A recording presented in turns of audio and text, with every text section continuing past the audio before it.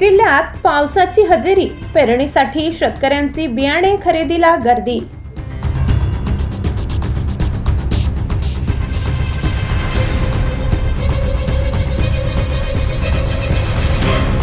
गेल्या अनेक दिवसापासूनच्या प्रतीक्षेनंतर नंदुरबार शहरासह संपूर्ण जिल्ह्यात पावसाने हजेरी लावली आहे।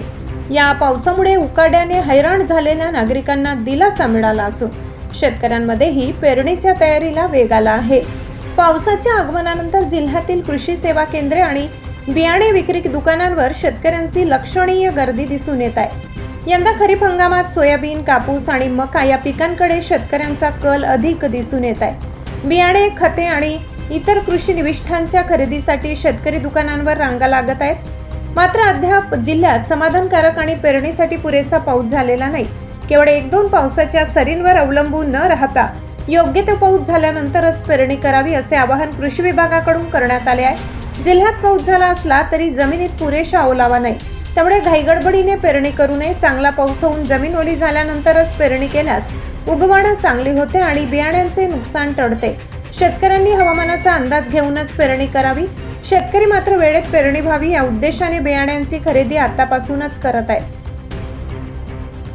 असं तर सुरुवातीला पाऊस कमीच होता, पण आता 2-3 दिवसापासून शेतकऱ्यांच्या कलातात म्हणजे बी बियाण्याची मागणी हळूहळू वाढते, थोडी विक्रीलाही सुरुवात झाली आहे। आता साधारणतः मक्का, सोयाबीन आणि काय म्हणतात बाकी मग कापूस आहे थोडा। आणि आम्ही सोयाबीनच्या बाबतीत तर 100% म्हणजे शेतकऱ्यांना सरळ सांगतो की बहुत 2 मोठे पाऊस झाल्याशिवाय टाकू नका, कारण सोयाबीन बियाण्याला मिनिमम 100 मिलीमीटर पाऊस लागतो। तर योग्य म्हणजे शेतीमध्ये ओल झाल्याशिवाय पेरायने आम्ही नाही सांग। आणि दरेक बियाण्याच्या बाबतीत आम्ही माहिती देतो। सगळे म्हणजे जे बंधू आहे ते स्वतः एक शेतकऱ्याला मार्गदर्शन देतात। हा मॅडम, आता तर सुरुवात होते अजून।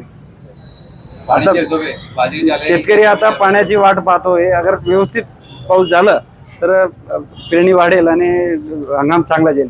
पाऊस हा खूप लेट झालाय आणि पूर्णतः हा पाऊस पडला नाही। नंदुरबार जिल्ह्यामध्ये सर्वत्र कुठे पाऊस पडतोय।